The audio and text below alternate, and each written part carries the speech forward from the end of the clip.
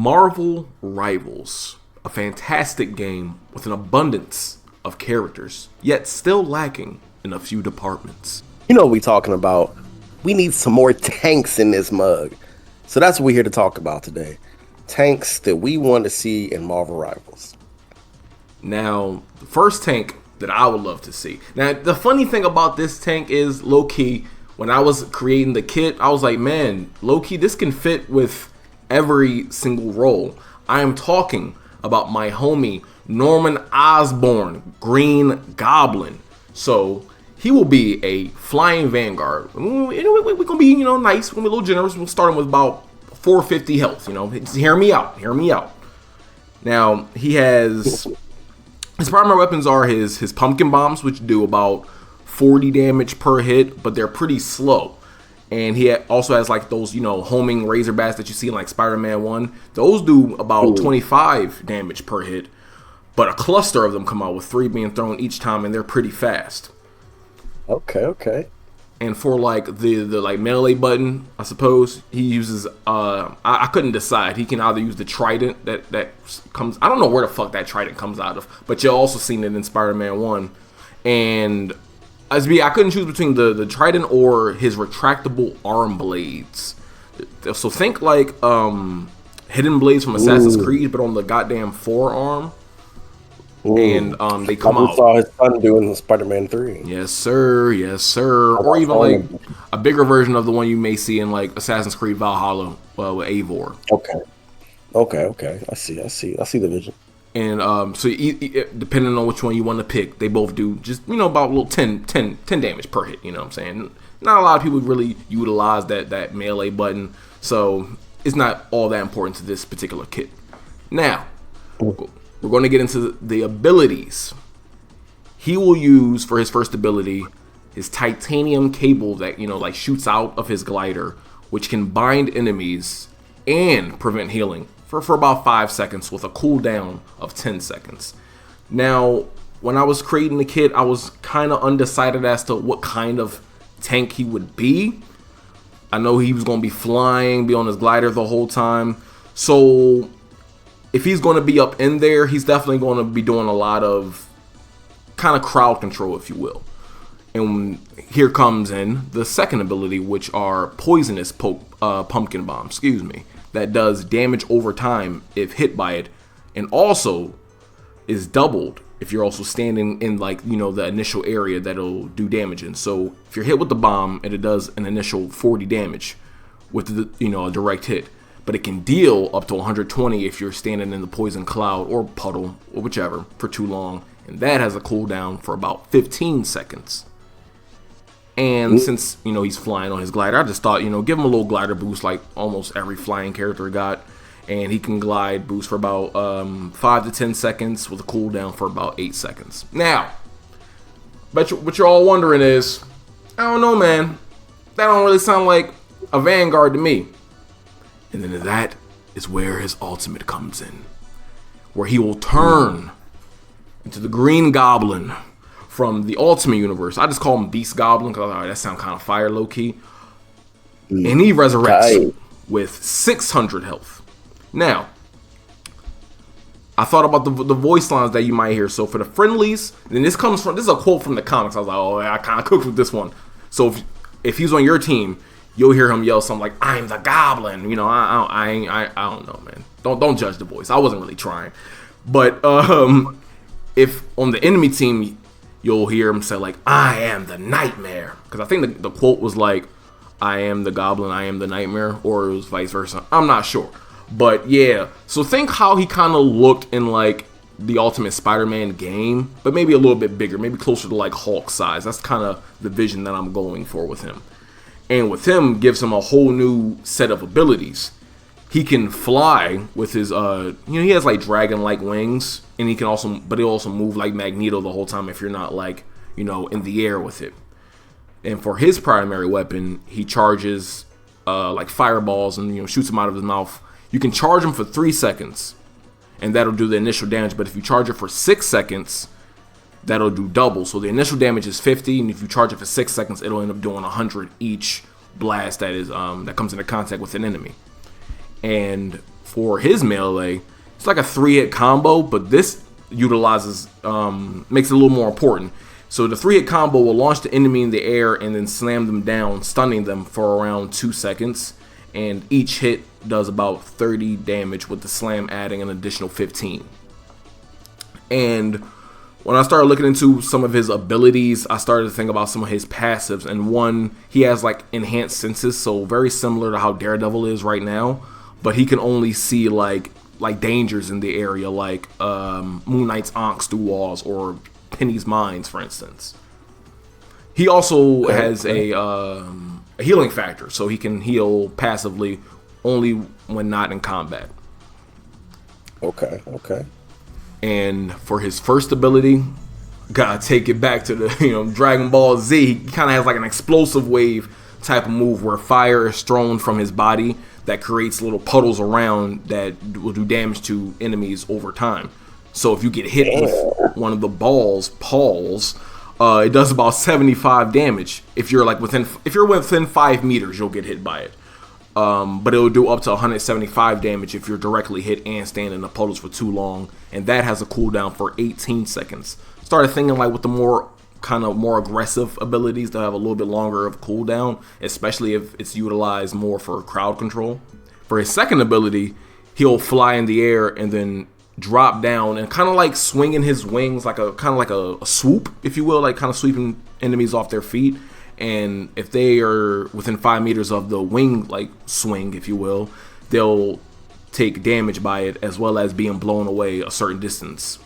If you get hit within 5 meters, you'll take damage as well as getting blown away. But if you're about 10 meters away, you'll only get blown away.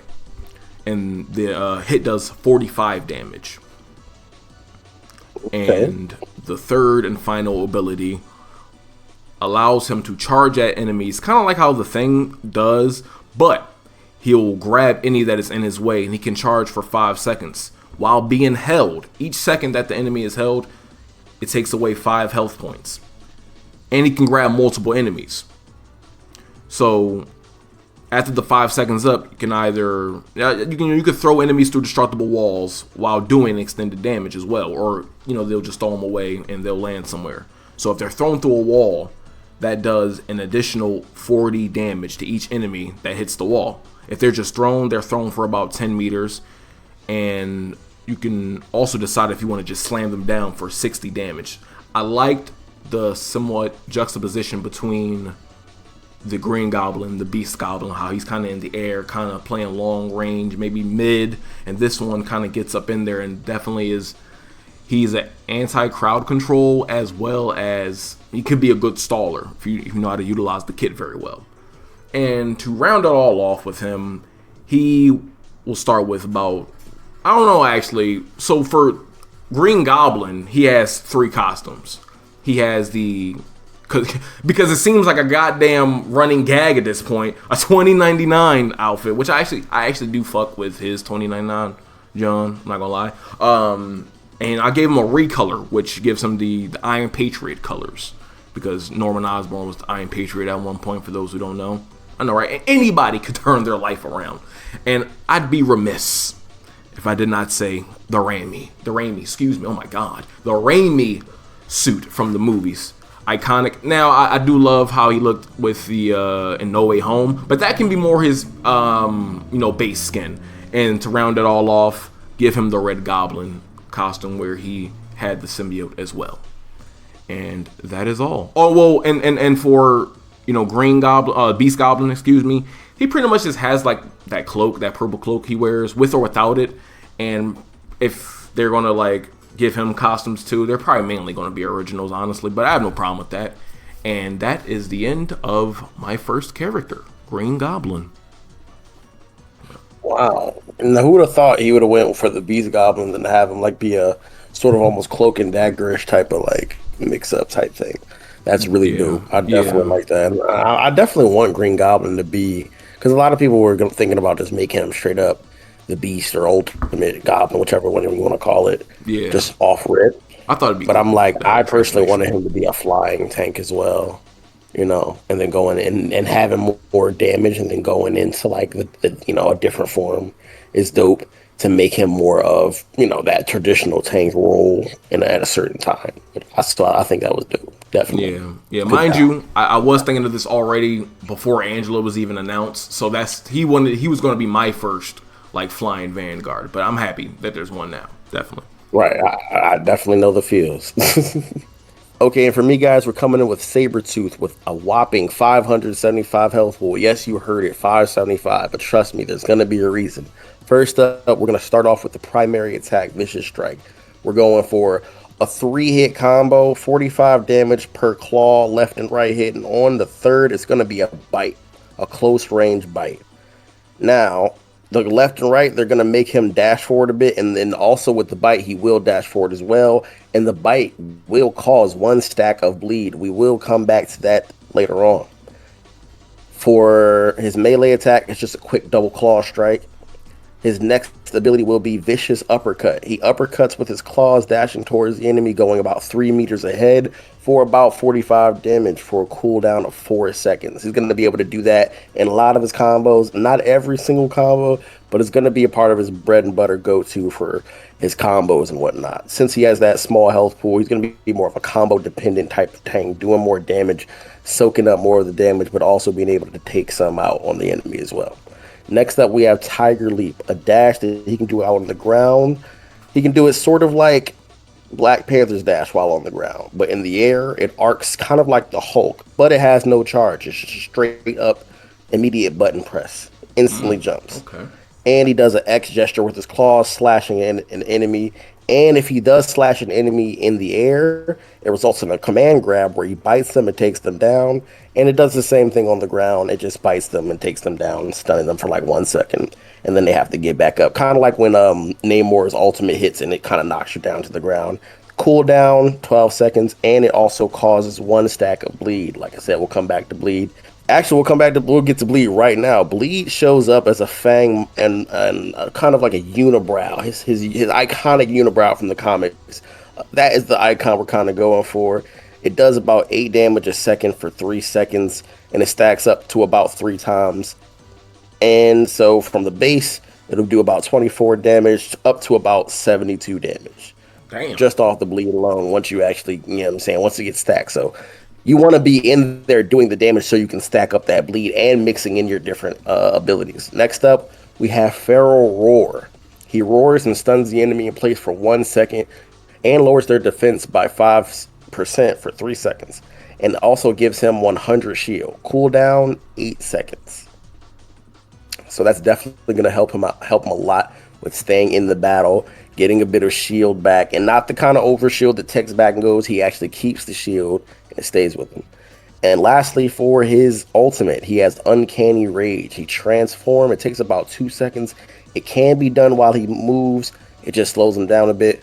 All his cooldowns are replenished. His claws and fangs grow, and he does as well in size. And his damage is increased by 30% for 7 seconds. And he gains 250 shield. His voice lines for the enemy team is going to be, "I'll crush you." And for the allies, it'll be, "Don't get in my way." His passive is that he heals all bleed damage dealt.